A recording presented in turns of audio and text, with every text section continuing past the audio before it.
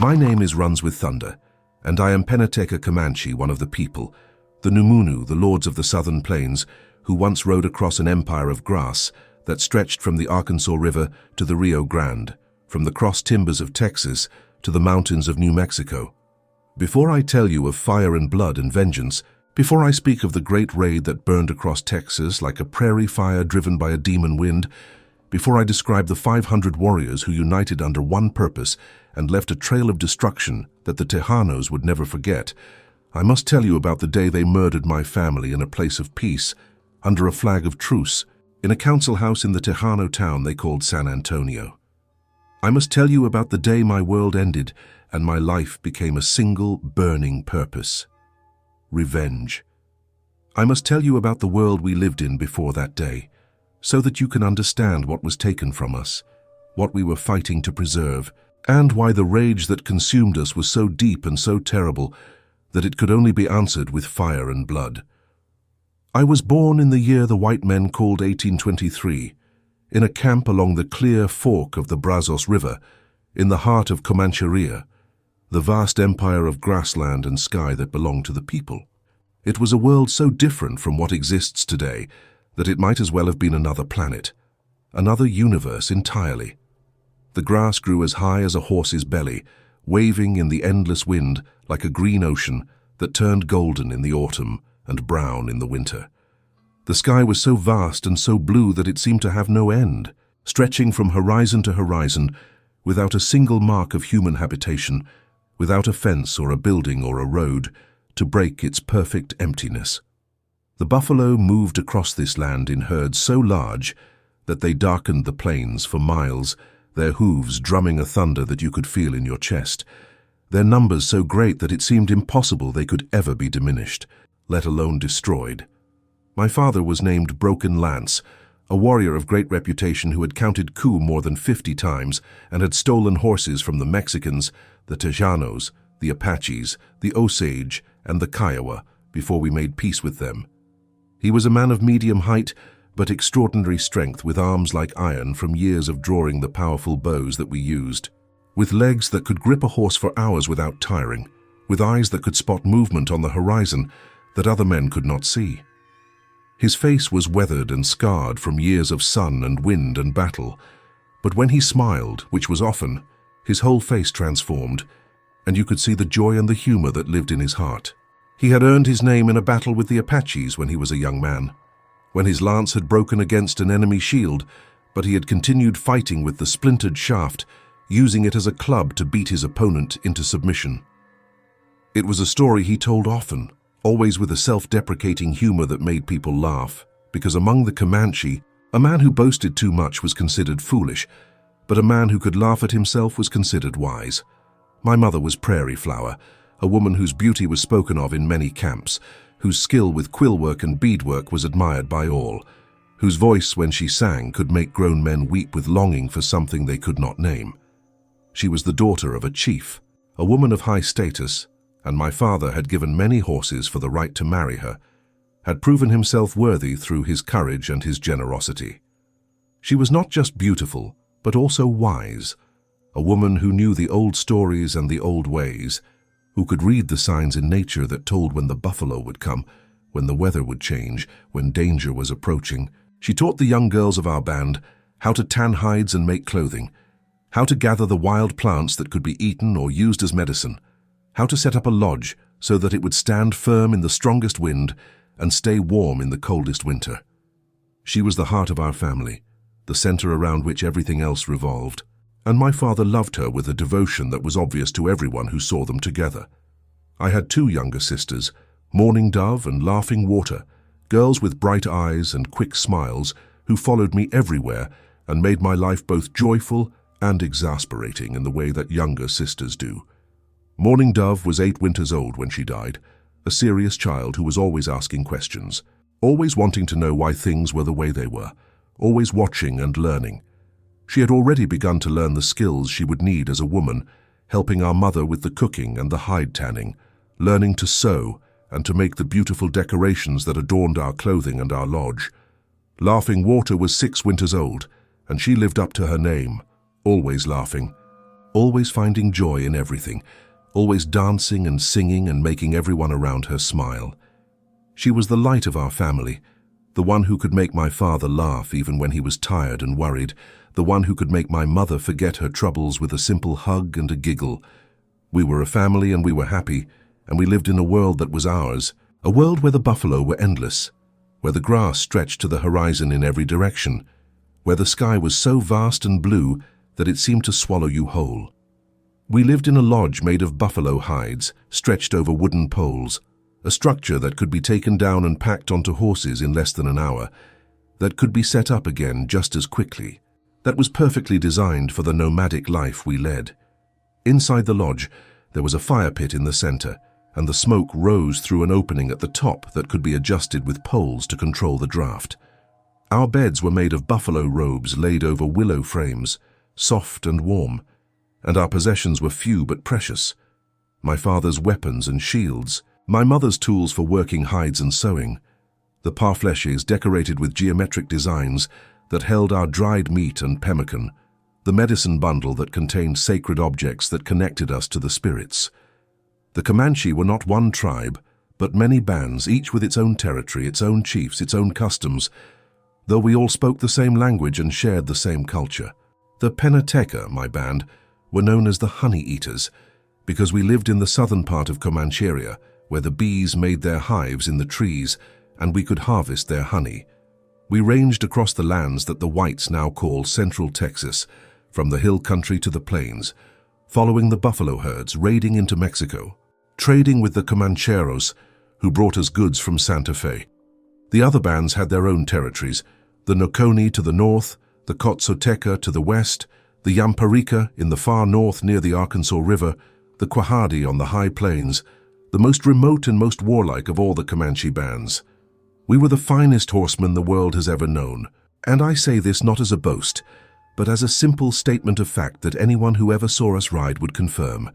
We were born on horseback, raised on horseback, lived our entire lives on horseback. A Comanche child learned to ride before he learned to walk properly, sitting in front of his father or mother, feeling the rhythm of the horse's movement, learning to balance and to move with the animal rather than against it. By the time a boy was 5 or 6 winters old, he had his own pony and was spending every waking moment on its back, racing with the other boys, learning to control the animal with his knees and his voice, learning to shoot a small bow from horseback, learning to pick up objects from the ground while riding at full gallop. A Comanche warrior could shoot 20 arrows in the time it took a white man to reload his rifle, and every one of those arrows would find its mark. We could ride at full gallop, hanging off the side of our horses, using the animal's body as a shield, shooting under the horse's neck at our enemies, while presenting almost no target ourselves. We could cover 100 miles in a day and be ready to fight at the end of it, changing horses frequently, knowing how to pace the animals so that they did not break down.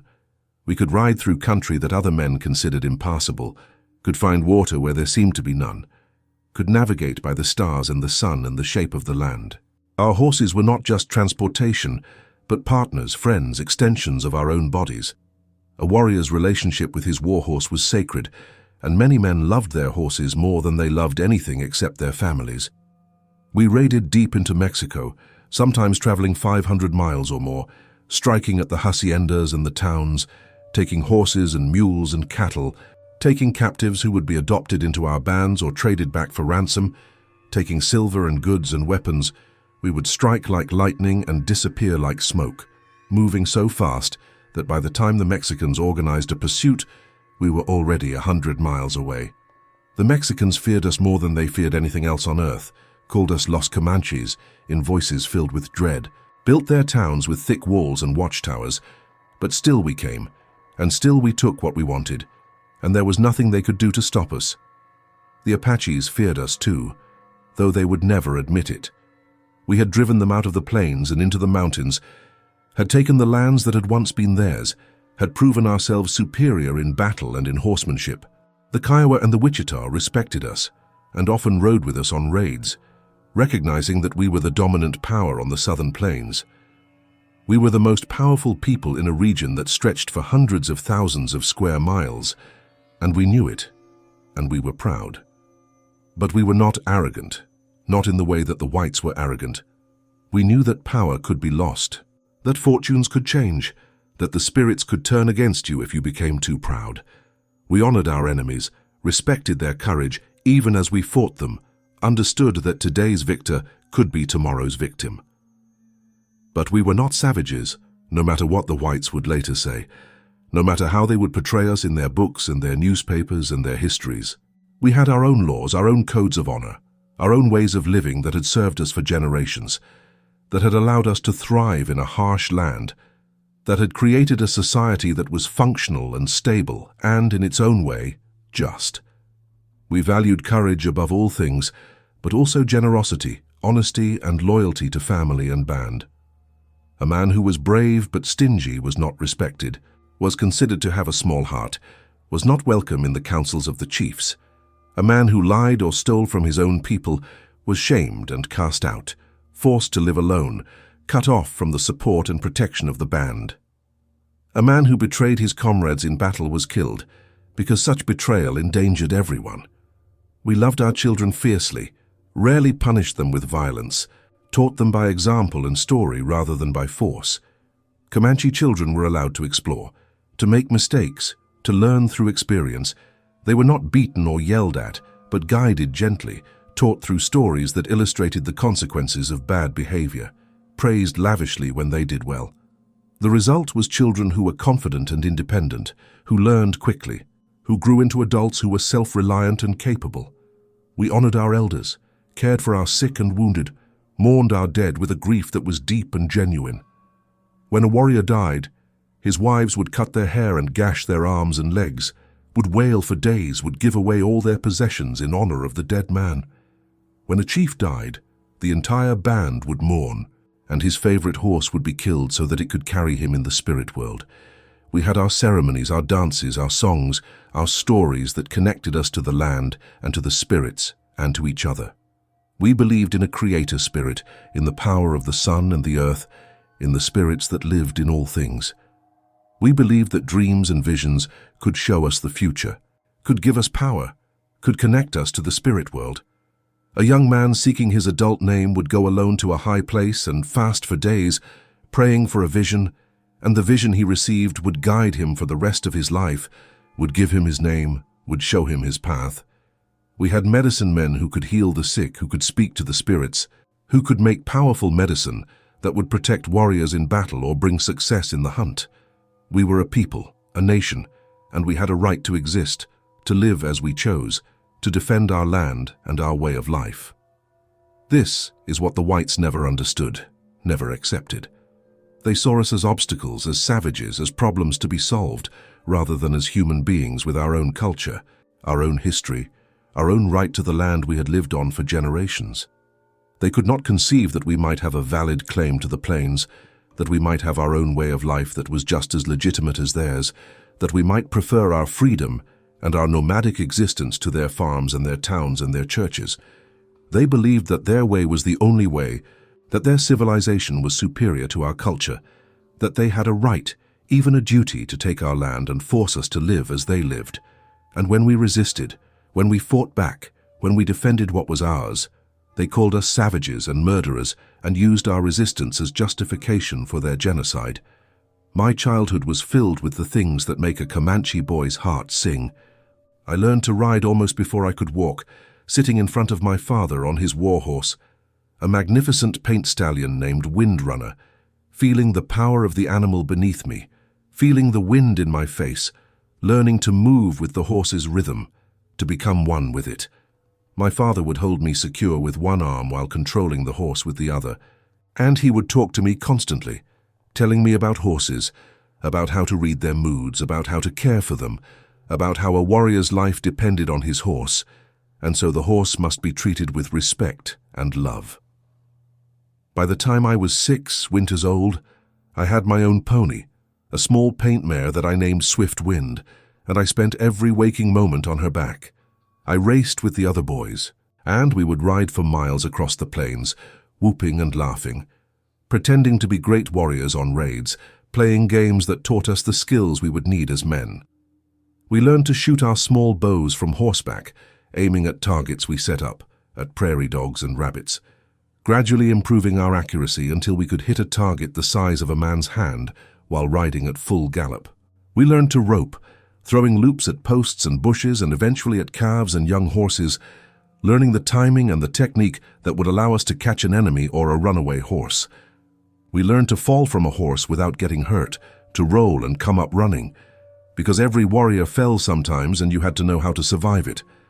My father taught me the ways of war, taking me with him when I was old enough, letting me watch and learn.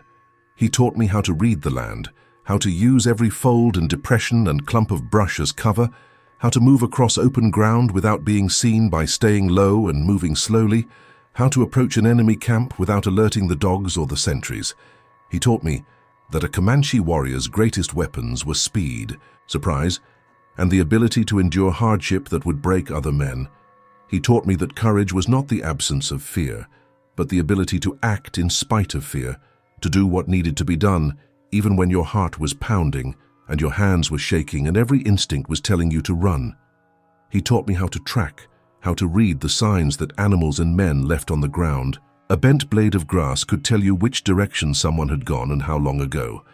The depth of a hoofprint could tell you whether a horse was carrying a rider or running free, whether it was tired or fresh. The droppings of an animal could tell you what it had been eating and how recently it had passed. The behavior of birds could warn you of danger, of men or predators nearby. The smell of the wind could carry information about water or smoke or animals. A good tracker could follow a trail that was days old, could tell you how many men or animals had passed, could predict where they were going and how fast they were moving. My mother taught me other things, softer things but no less important. She taught me to respect women, to honor the role they played in our society, to understand that while men were the warriors and hunters, women were the heart of the family, the keepers of the lodge, the ones who made life possible. Women did not fight in battles, but they worked harder than the men in many ways, tanning the hides that made our clothing and our lodges, gathering the wild plants that supplemented our diet, cooking the meals, raising the children, packing and unpacking the camp every time we moved. A Comanche woman could take down a lodge, pack it onto horses, and be ready to move in less than an hour. She could tan a buffalo hide in a few days, turning the raw skin into soft, supple leather that would last for years.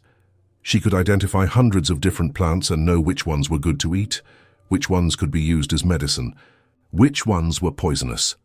My mother taught me the stories of our people, the creation stories that explained how the world came to be, how the Comanche emerged from the earth in the far north and migrated south, how we acquired horses from the Spanish and became the lords of the plains.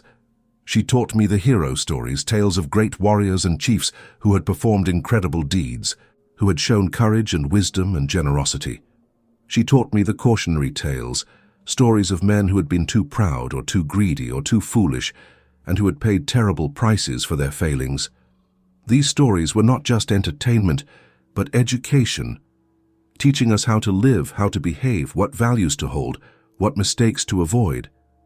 She taught me to be generous, to share what I had, to help those who needed help, to never turn away from someone who was hungry or cold or in need. Among the Comanche, generosity was the highest virtue. A man who had much but gave little was despised, but a man who gave away everything he had was honored and loved.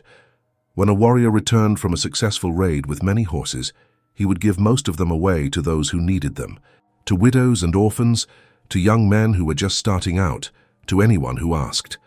This was not weakness but strength, because it created bonds of loyalty and obligation, because it ensured that when you were in need, others would help you, because it made the band strong and united. She taught me that a man's wealth was not measured by what he kept, but by what he gave away. She taught me that honor was more important than life, that a man who lost his honor was better off dead, that the respect of your people was worth more than all the horses and all the goods in the world. She taught me to be honest, to keep my word, to never lie or cheat or steal from my own people. She taught me to be brave, but also to be wise, to know when to fight and when to retreat, to understand that there was no honor in dying foolishly, that a warrior who lived to fight another day was more valuable than one who threw his life away for nothing.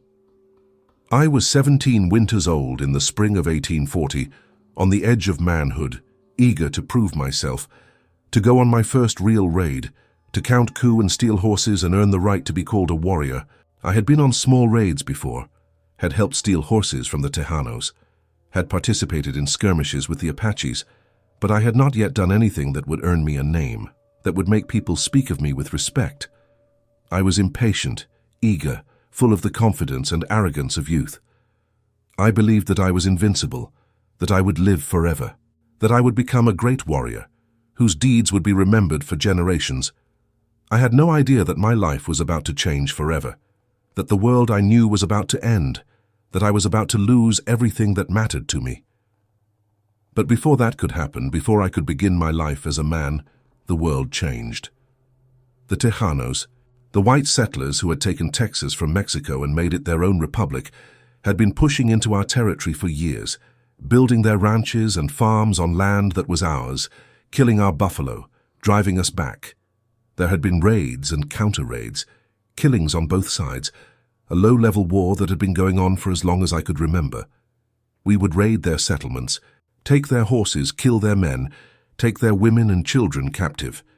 They would send their rangers after us, and sometimes they would catch us and there would be a fight, and men would die on both sides. It was the way of things, the way it had always been with our enemies. We did not hate the Tejanos any more than we hated the Apaches or the Mexicans.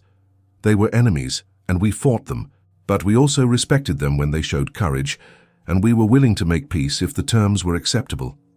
In the spring of 1840, the Tejano leaders sent word that they wanted peace, that they wanted to negotiate, that they wanted to hold a great council in San Antonio, where we could talk and reach an agreement that would end the fighting. They sent messengers to our camps, men who spoke our language, who brought gifts of tobacco and cloth and beads, who said that the Tejano government wanted to make a treaty, wanted to establish boundaries that both sides would respect, wanted to end the raids and the killings and live in peace. Our chiefs were divided. Some, like Buffalo Hump, the great war chief of the Penateca band, did not trust the Tejanos, said that their promises were lies, that they wanted only to take our land and would say anything to get what they wanted.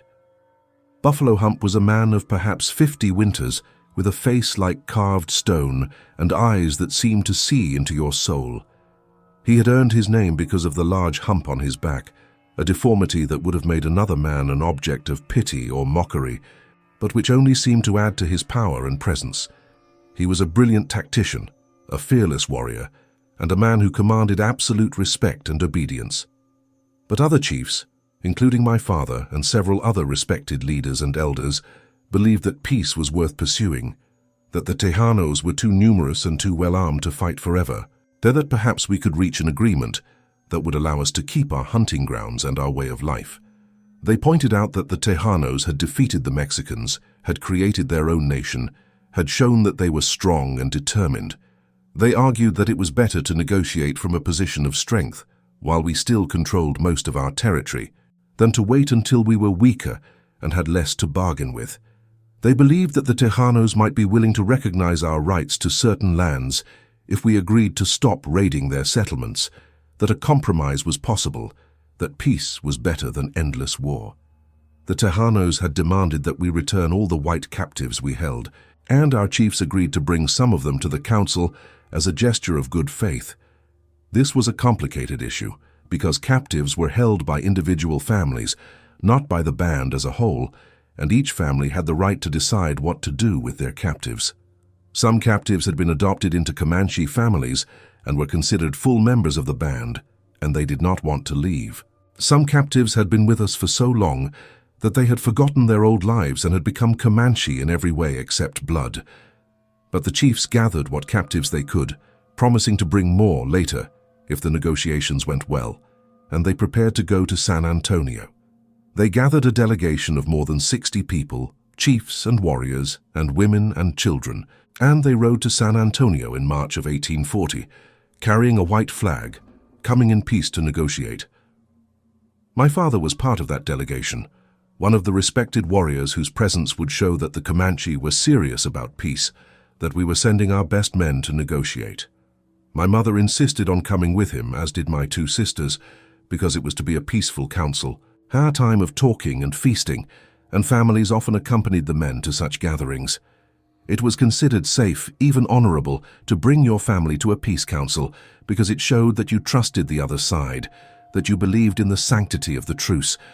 I wanted to go, desperately wanted to go, wanted to see the Tejano town, wanted to be part of this historic moment, wanted to witness the making of peace between our people and the Tejanos.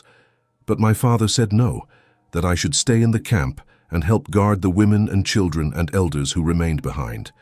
He said that not everyone could go, that the camp needed to be protected, that I was old enough and skilled enough to be trusted with this responsibility.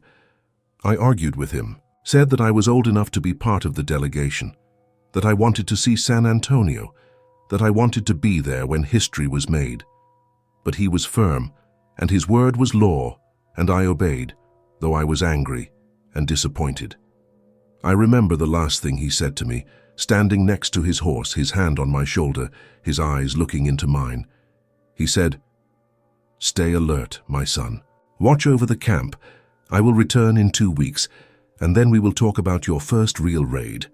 You are almost a man, and soon you will have your chance to prove yourself." And then he mounted his horse and rode away, and I never saw him alive again. That obedience, that disappointment saved my life and condemned me to a lifetime of guilt and grief. For years afterward, I would wake in the night thinking about that moment, wondering what would have happened if I had disobeyed, if I had followed the delegation anyway, if I had been there in the council house when the shooting started. Would I have died with my family? Would I have been able to save them? Would I have been able to do anything at all? Or would I have just been one more body on the floor, one more victim of Tejano treachery? I will never know, and the not knowing has haunted me every day of my life. The delegation rode south, and we waited in the camp for their return. The days passed slowly, and life went on as it always did. The hunters went out and brought back buffalo and deer. The women worked on hides and gathered plants. The children played their games. The elders sat in the sun and told stories. But there was a tension in the air, a sense of anticipation and worry. We were waiting for news, waiting to hear whether the peace council had been successful, whether we would have peace, or whether the war would continue. Days passed, and then a week, and then we began to hear rumors, whispers brought by scouts and traders who traveled between the Comanche camps and the Tejano settlements. Rumors that made our blood run cold and our hearts pound with fear. There had been trouble at the council. There had been fighting. People had been killed. The rumors were confused and contradictory, and we did not know what to believe. But a terrible fear settled over the camp, a fear that grew with each passing day. The women began to wail, a low keening sound that started in one lodge and spread to others, the sound of grief and dread. The warriors gathered in small groups, talking in low voices, checking their weapons, preparing for the worst. The chiefs sent out scouts to find out what had happened, to bring back reliable information. But the scouts took time to reach San Antonio and return, and we had to wait. And the waiting was agony.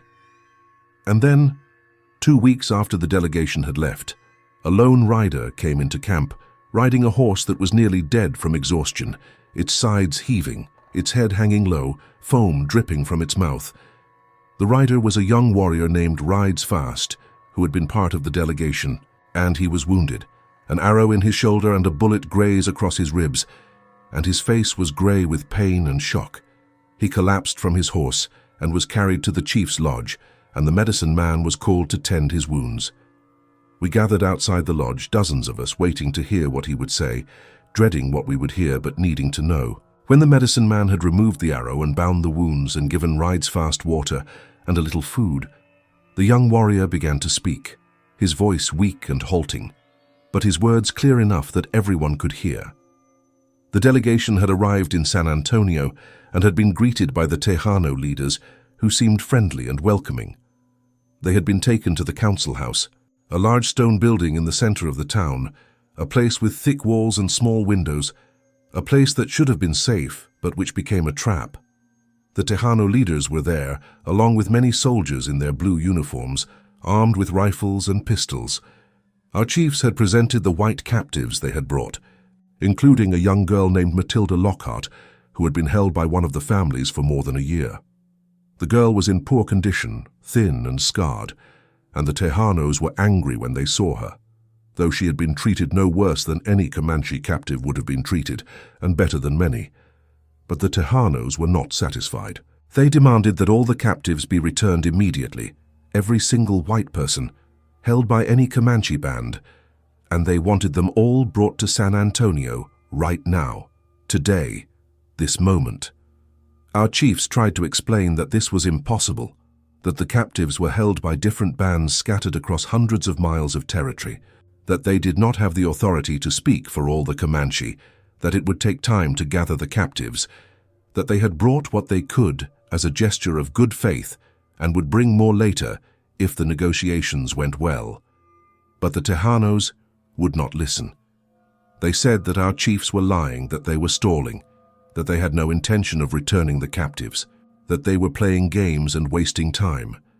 And then, without warning, without any further discussion, the Tejano leader, a man named Colonel Fisher, gave a signal, and the soldiers drew their weapons and blocked the doors. The Tejano leader told our chiefs that they were prisoners, that they would be held hostage until all the white captives were returned, that they would not be allowed to leave until every single white person was brought to San Antonio. Our chiefs protested, their voices rising in anger and disbelief. They said that this was a violation of the truce, that they had come in peace under a white flag, that this was treachery and dishonor of the worst kind, that no honorable people would do such a thing. They said that they could not produce captives they did not control, that the Tejanos were asking for something impossible, that this was madness. And then one of our warriors, a young man named Broken Arm, drew his knife and tried to fight his way out. He lunged at one of the soldiers and the soldier shot him, and then all the soldiers opened fire. In the enclosed space of the council house, the gunfire was deafening, a continuous roar that seemed to go on forever. The smoke was blinding, filling the room so that you could barely see, and the smell of gunpowder was choking, and the killing was indiscriminate, terrible, a massacre of unarmed people who had come in peace. They shot everyone, warriors and chiefs and women and children, shot them down like dogs, like animals, like things that had no right to live. Some of our people tried to fight back with knives and tomahawks, the only weapons they had, but they were outnumbered and outgunned. The soldiers had rifles and pistols, and they kept firing, reloading and firing again, until the floor was slippery with blood, and the air was thick with smoke and screams. Some of our people tried to escape through the windows and doors, but the soldiers shot them as they ran, or the Tejano civilians outside shot them, or they were caught and beaten to death.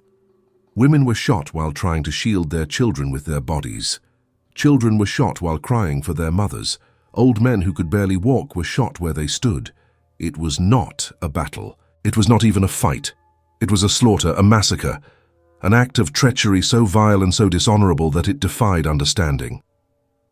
Rides Fast had been near a window when the shooting started, and he had managed to throw himself through it, cutting himself on the broken glass, landing hard on the ground outside. He had been shot at as he ran, had felt the bullet graze his ribs, had felt an arrow from a Tonkawa scout pierce his shoulder, but he had kept running.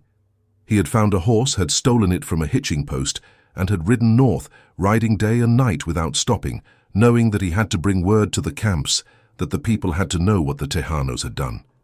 He had ridden for days, changing horses when he could, stealing them when he had to, driven by the knowledge that he was the only witness, the only one who had escaped, the only one who could tell the story. When he finished his story, there was a long silence in the chief's lodge, a silence so deep and terrible that it seemed to suck all the air from the room, all the life from the world. And then the wailing began, the high, keening wail of grief that is the sound of a Comanche woman who has lost her family, and it spread through the camp like wildfire, and soon everyone was wailing, and the sound of it was like the end of the world, like the death of hope, like the breaking of something that could never be repaired. I did not wail. I could not wail. I stood outside the chief's lodge and felt something break inside me, felt my heart turn to stone, felt a rage so pure and so cold that it burned like ice. My father was dead. My mother was dead. My sisters, little Mourning Dove who wanted to know everything, and Laughing Water who was always smiling. They were dead, shot down in a council house while they stood next to their mother. while they waited for the talking to be done so they could go home. They had gone in peace, under a flag of truce to negotiate, to try to find a way to live, and the Tejanos had murdered them. Not in battle, not in a fair fight, but in an act of treachery so vile, so dishonorable, so utterly without justification that it defied comprehension. I felt the rage fill me, felt it consume everything else, every other emotion, every other thought, until there was nothing left but the need for revenge. I wanted to kill every Tejano in Texas, wanted to burn their towns and destroy their farms and make them understand what they had done, make them feel the pain they had inflicted on us. I wanted them to know what it felt like to lose everything, to have your family murdered, to have your world destroyed. I wanted them to suffer as we were suffering, to weep as we were weeping, to feel the same cold rage and helpless fury that was consuming me. I was not alone. Every warrior in every Comanche camp, from the Red River to the Rio Grande, felt the same rage, the same need for vengeance. The news of the Council House massacre spread like wildfire across Comanche, carried by messengers who rode from band to band, telling the story, showing the wounds of the few survivors, describing the treachery and the murder. And everywhere the messengers went, they found the same response: rage, grief, and a burning desire for revenge. The chief sent out a call for a gathering, for a council of war, for the largest war party ever assembled on the southern plains. And the bands answered.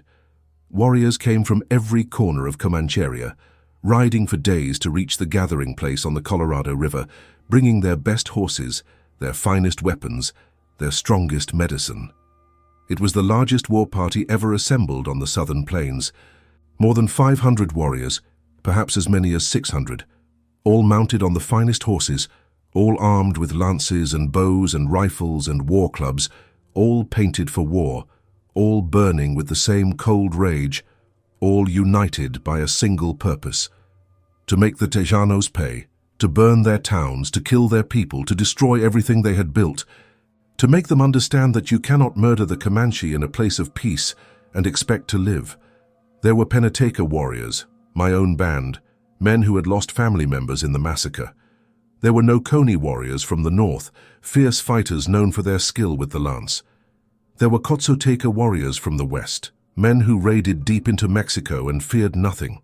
There were even a few Yamparica and Quahadi warriors from the far north and the high plains, men who had traveled hundreds of miles to join the raid because the insult to the Comanche nation demanded a response from all the bands.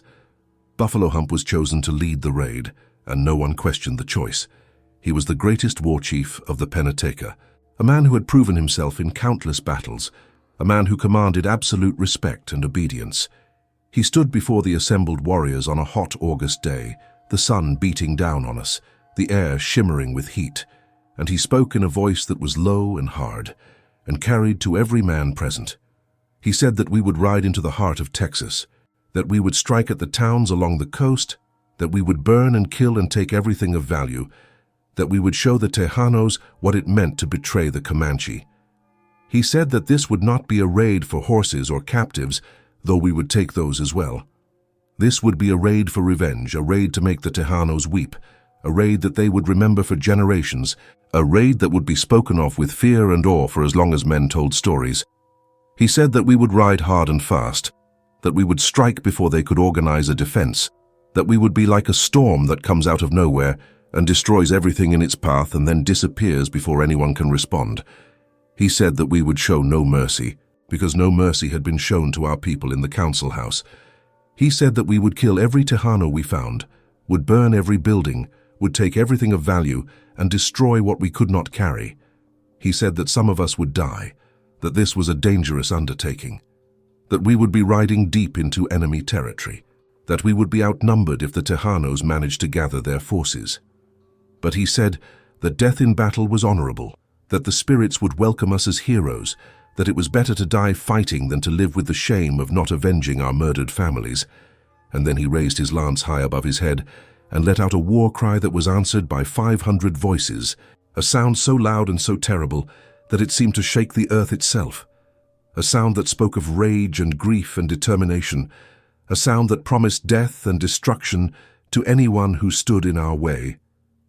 We painted our faces and our horses with the symbols of war, with red and black and white, with lightning bolts and handprints and the marks of our individual medicine. We checked our weapons, sharpened our knives and our lance points, strung our bows, loaded our rifles, prepared ourselves for the greatest raid in Comanche history. We rode south in early August of 1840, a column of warriors that stretched for miles, the largest war party the Southern Plains had ever seen. We moved fast, covering 50 or 60 miles a day, changing horses frequently, stopping only to rest the animals and to scout ahead. Each warrior had brought several horses, and we would ride one until it began to tire, then switch to a fresh mount, leading the tired horse behind us. This allowed us to maintain a pace that no pursuing force could match, to cover distances that seemed impossible to men who did not understand the Comanche way of war. Buffalo Hump led us with absolute confidence, choosing routes that avoided the Tejano settlements and ranger posts, moving through country that he knew like the back of his hand, following trails that only the Comanche knew, finding water where the Tejanos would have died of thirst. We crossed the Colorado River, then the Guadalupe, moving ever closer to the coast, to the heart of the Tejano settlements. The scouts ranged ahead of the main column, watching for any sign of Tejano forces, looking for targets, reporting back to Buffalo Hump on what they had seen. The scouts reported that the Tejanos had no idea we were coming, that they were going about their business as usual, that they believed the Comanche were too weak, too disorganized, too afraid to strike back after the Council House massacre. They thought that the massacre had broken us, had taught us a lesson, had shown us that we could not resist the power of the Tejano Republic. They were wrong. They were so terribly, fatally wrong. We struck the first settlement on the morning of the 5th day, a small ranch on the outskirts of the town of Victoria. We came out of the dawn like ghosts, like demons, our war cries splitting the air, shattering the peaceful morning silence. The Tejanos were just waking up, coming out of their houses to start their day's work, and they had no warning, no chance to prepare, no chance to defend themselves. We swept through the ranch like a whirlwind, our arrows and bullets cutting down anyone who showed themselves.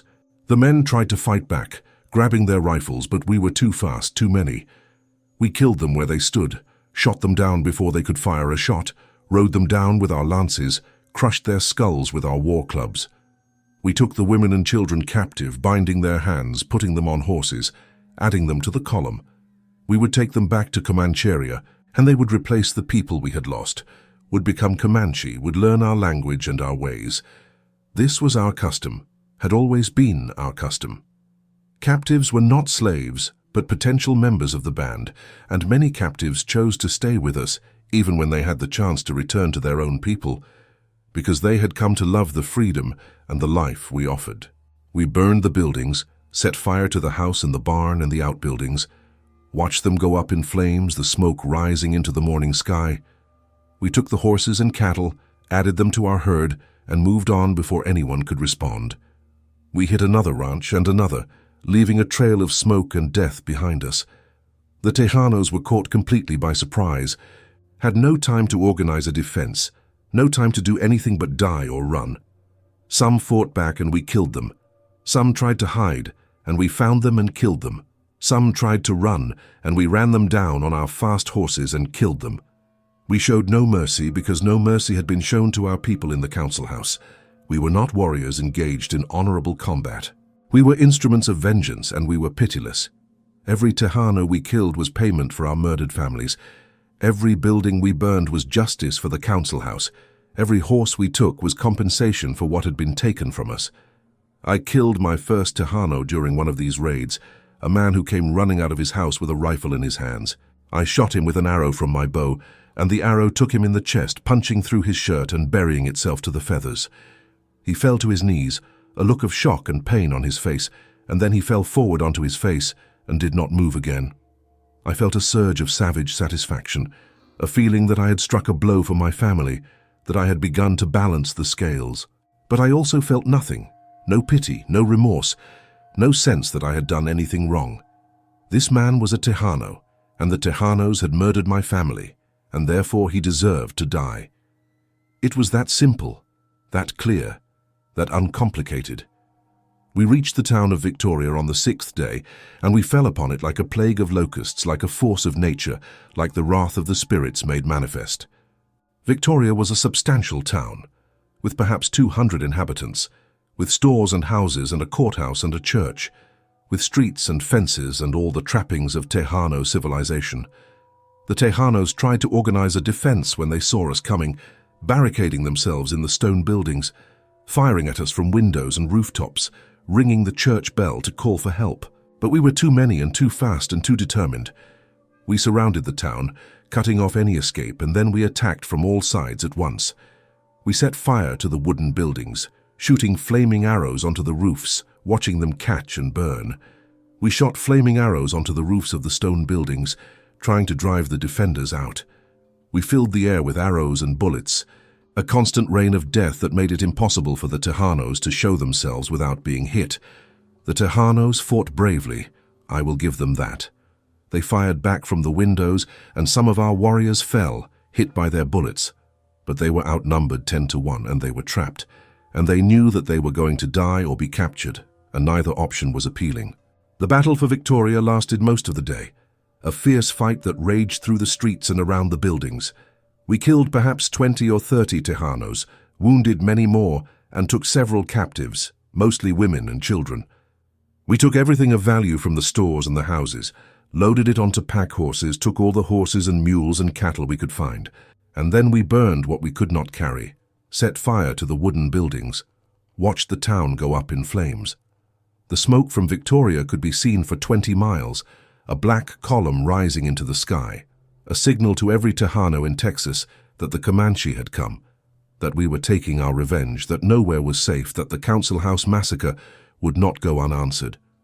From Victoria, we rode southeast toward the coast, toward the town of Linville, which the scouts said was a major port, a place where ships came from New Orleans and other places across the sea, a place filled with goods and wealth beyond imagining. We rode through the night, our horses tireless, our purpose unwavering, our rage undiminished. I rode near the front of the column, next to Buffalo Hump and the other war chiefs, and I felt a savage joy in my heart, a joy that was mixed with grief and rage and a kind of madness. I had killed men in Victoria, had shot my arrows into Tejano bodies, had watched them fall, had heard their screams, and I had felt nothing but satisfaction. These were the people who had murdered my family. These were the people who had violated a truce and killed women and children in a place of peace. They deserved everything we were doing to them, and more. We reached Linville at dawn on August 8, 1840, and we found it almost completely undefended. The town sat on Lavaca Bay, with wooden buildings lining the waterfront, warehouses full of goods waiting to be shipped, ships anchored in the harbor. The inhabitants were just waking up, going about their morning routines completely unaware that 500 Comanche warriors were about to descend upon them like the wrath of God. We charged into the town with our war cries echoing off the buildings, and the Tejanos panicked. Some ran for the ships in the harbor, jumping into boats and rowing frantically toward the safety of the deep water where we could not follow. Some barricaded themselves in buildings and tried to fight. Some simply froze in terror, unable to move, unable to comprehend what was happening, unable to believe that the Comanche had come this far, had penetrated this deep into Texas, had reached the coast itself. We killed everyone we could reach, showing no mercy, taking no prisoners except for women and children who might be useful. We shot men as they ran, rode them down with our lances, crushed their skulls with our war clubs. And then we turned our attention to the warehouses, and what we found there was beyond anything we had imagined, beyond anything we had ever seen, a treasure trove of goods that made our eyes widen with wonder and greed. There were bolts of cloth, hundreds of them, silk and cotton and wool in every color imaginable. There were barrels of sugar and flour and coffee, luxuries that we rarely had. There were crates of tools and weapons and ammunition, knives and axes and rifles and powder and lead. There were boxes of hats and shoes and fancy clothes, the kind of things that Tejano men and women wore to church and to parties. There were mirrors and jewelry and all manner of goods that the Tejanos valued, things that seemed strange and useless to us, but which we knew were precious to them.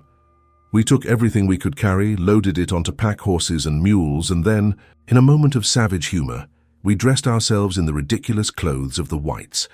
Warriors put on top hats and bonnets, draped themselves in silk dresses and velvet coats, hung mirrors around their necks, put on shoes that pinched their feet and made walking difficult.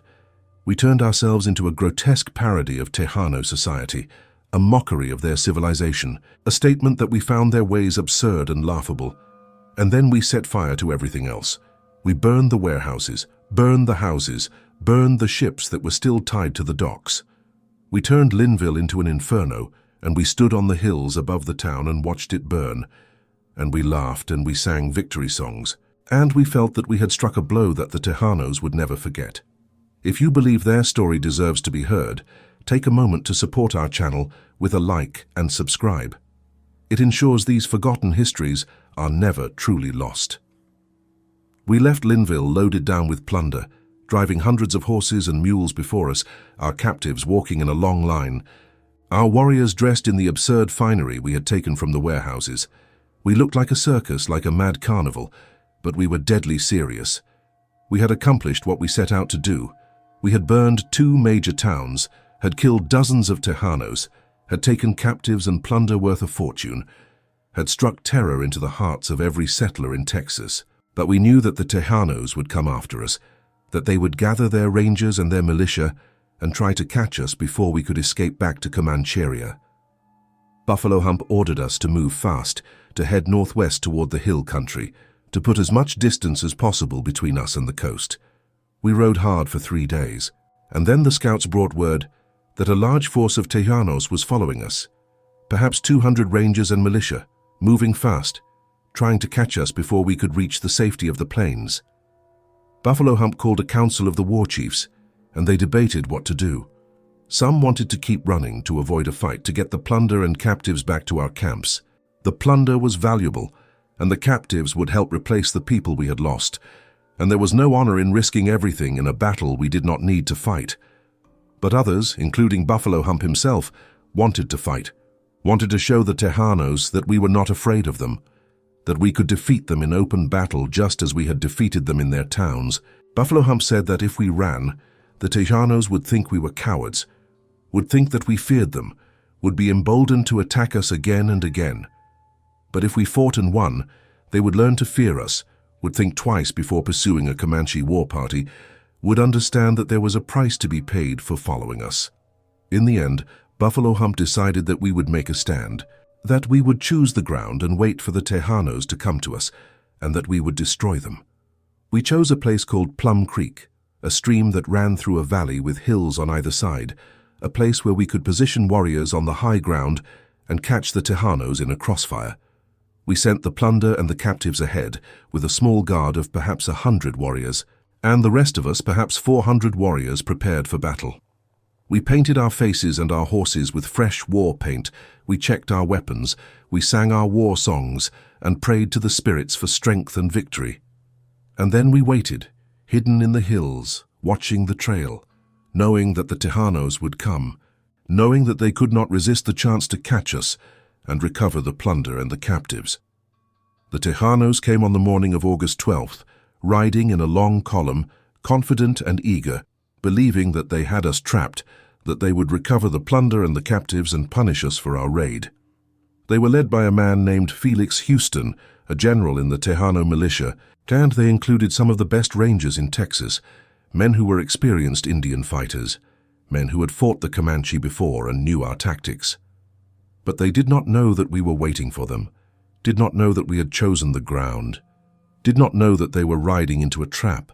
They rode right into the valley following our trail, and when they were in the middle of the valley, surrounded by hills on both sides, Buffalo Hump gave the signal.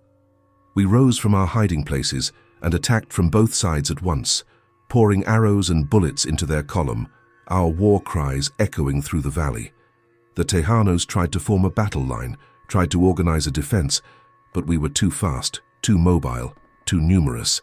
We rode circles around them, shooting and then darting away before they could respond, using the tactics that had made the Comanche the most feared warriors on the plains. The battle lasted for hours, a running fight that stretched for miles as the Tejanos tried to retreat and we harried them every step of the way. They fought bravely, and they were well armed, and they managed to kill some of our warriors, but they could not stand against us. We were too many, too fast, too determined. We killed perhaps 20 or 30 of them, wounded many more, scattered their force, and sent them running back toward the settlements. It was not a complete victory, not like the ambush at the council house or the destruction of the towns, but it was enough. We had proven that we could fight the Tejanos in open battle and defeat them, that we were not afraid, that we would not be intimidated, that the Great Raid would not end in our defeat. But the victory at Plum Creek was also the beginning of the end, though we did not know it at the time. We had struck a blow that the Tejanos could not ignore, had humiliated them, had shown them to be weak and vulnerable, had burned their towns and killed their people and taken their goods. And they responded with a fury that matched our own, with a determination that would not be satisfied until we were destroyed. They sent more rangers, more militia, more soldiers. They hunted us relentlessly, giving us no rest, no time to recover, no time to enjoy our victory. They struck at our camps, killed our women and children, burned our lodges, destroyed our food supplies. They made alliances with our enemies, the Tonkawas and the Lipan Apaches, tribes that hated us and were willing to scout for the Tejanos and lead them to our camps. They brought in new weapons, revolving pistols invented by a man named Colt, weapons that could fire 6 shots without reloading, weapons that changed the balance of power, that made a single Tejano ranger as dangerous as 3 or 4 Comanche warriors. Before these pistols, a Tejano with a single-shot rifle could fire once and then had to reload, and in that time, a Comanche warrior could shoot 10 or 15 arrows. But with the revolving pistols, a Tejano could fire 6 times in rapid succession, could kill 6 warriors before he had to reload, could fight on horseback as effectively as we could. It was a technological advantage that we could not match, could not overcome, and it changed everything. Over the next few years, we fought battle after battle, raid after raid, but we were slowly losing. The Tejanos were too numerous, too well-armed, too determined. They kept coming, kept pushing us back, kept taking our land. The buffalo herds were shrinking, hunted by white hide hunters who killed thousands of animals and left them to rot, taking only the hides and leaving the meat for the wolves and the vultures. Our people were starving, were dying of disease, were being killed in battles that we could not win. The other bands, the Noconi and the Kotsateca and the Yamparika, they made peace with the Tejanos, agreed to go to reservations, gave up the fight. Only the Quahadi, the most remote and most warlike of the Comanche bands, continued to resist, and even they knew that it was only a matter of time. I fought in many battles after the Great Raid, and I killed many Tejanos, but it brought me no peace, no satisfaction, no sense that I had avenged my family. The rage that had filled me after the Council House massacre slowly turned to bitterness, and the bitterness turned to despair. I realized that we had lost, that the world we had known was gone forever, that the Comanche would never again be the lords of the Southern Plains. Buffalo Hump died in 1867, an old man living on a reservation, his spirit broken. His dreams turned to ashes. He had led the greatest raid in Comanche history, had burned the Texas coast, had struck a blow that the Tejanos never forgot, but in the end, it had changed nothing. The Tejanos had come back stronger, had taken everything, had reduced us to poverty and dependence. Most of the warriors who had ridden with us on the Great Raid were dead, killed in battle or by disease or by the despair that comes from losing everything. I survived, though I often wished I had not. I was forced onto a reservation in the 1870s, along with the last of the free Comanche. They took our horses, our weapons, our freedom. They made us farmers, though we were horsemen and hunters and warriors, though farming was women's work in our culture, though we had no knowledge of how to plow and plant and harvest. They made us cut our hair, wear their clothes, speak their language, worship their God. They tried to make us into something we were not, to erase everything we had been, to turn us into poor copies of white men. Many of our people could not endure it. They died of broken hearts, of despair, of the diseases that swept through the reservation. The children were taken away and sent to boarding schools where they were punished for speaking our language, where they were beaten for practicing our customs, where they were taught to be ashamed of being Comanche, where they were told that their ancestors were savages and that they should be grateful for the civilization the whites had brought. I watched my own children taken away, watched them return as strangers who could barely speak to me, who looked at me with pity and embarrassment, who had been taught that everything I valued was worthless. I am an old man now, and I have lived long enough to see the world I was born into vanish completely. The buffalo are gone, slaughtered by the millions, their bones gathered up and ground into fertilizer for the white man's fields. The plains are divided and fenced, turned into ranches and farms. The grass plowed under and replaced with crops that feed the whites. The towns we burned, Victoria and Linville, they were rebuilt bigger and better than before, and they prosper. And no one who lives there now remembers the day the Comanche came, the day we made them pay for the Council House Massacre. Our people are scattered and poor, living on reservations, dependent on the government for food and clothing and everything else.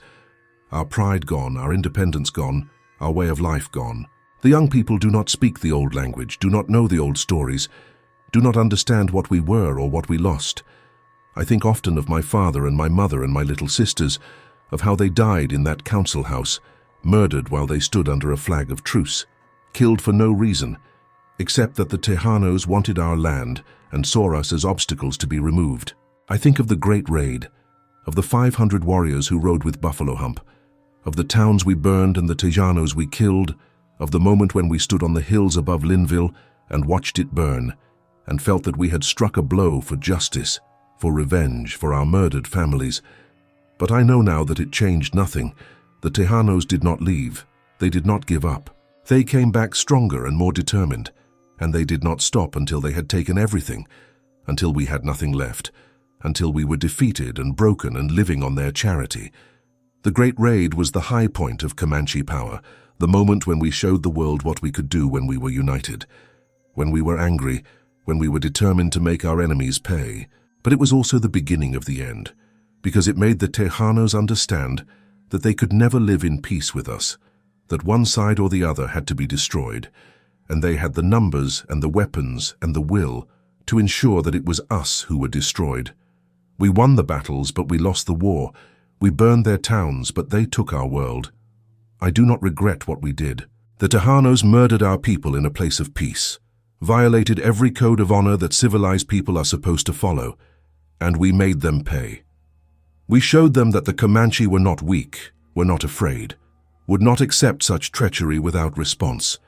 We showed them that we were warriors, that we were a people, that we had honor and courage and the will to fight for what was ours. But I have learned that there are some wars that cannot be won, some enemies that cannot be defeated, not because they are stronger or braver, but because they are more numerous and more ruthless and more willing to destroy everything in their path.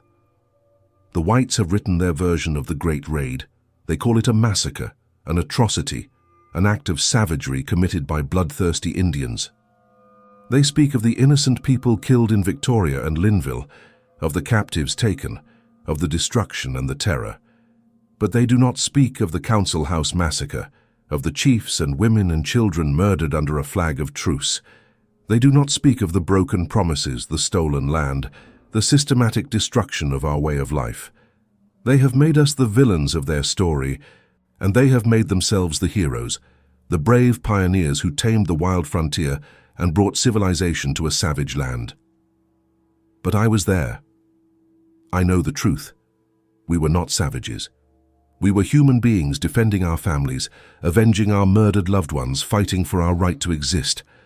We were warriors and we were proud, and we struck back at those who had wronged us with every ounce of strength and courage we possessed. The Great Raid was not an act of mindless violence. It was an act of justice, of retribution, of a people who refused to accept that their families could be murdered without consequence. Today, the towns of Victoria and Linville stand as prosperous communities, and no monument marks the place where my father and mother and sisters were murdered in the council house in San Antonio. The Tejanos have their history, written in their books, taught in their schools, a history that erases us or reduces us to footnotes, to obstacles that had to be overcome so that progress could march forward. But this is my history, the history of my people, and it is written in the scars on my heart and the memories that will die with me. I am Runs with Thunder of the Penatica Comanche, and I am the last witness to the Great Raid of 1840, to the moment when 500 warriors united to avenge the Council House Massacre, to the day we burned the Texas coast and made the Tejanos understand that the Comanche would not go quietly into the darkness. I tell this story not because I am proud of the killing, but because it must be told, because the world must know that we did not accept our destruction passively, that we fought back with everything we had, that we were warriors and we were free, even if only for a moment, even if that moment was bought with blood and ended in defeat. I ask only that you remember that we were here, that this land was ours, that we loved it and fought for it and died for it. I ask that you remember the Council House and the 35 people who were murdered there under a flag of truce, and the 500 warriors who rode to avenge them, and the towns that burned, and the long bitter war that followed, and the world that was lost. I ask that you remember that we were human beings, not savages, not obstacles, but people with families and cultures and a right to exist.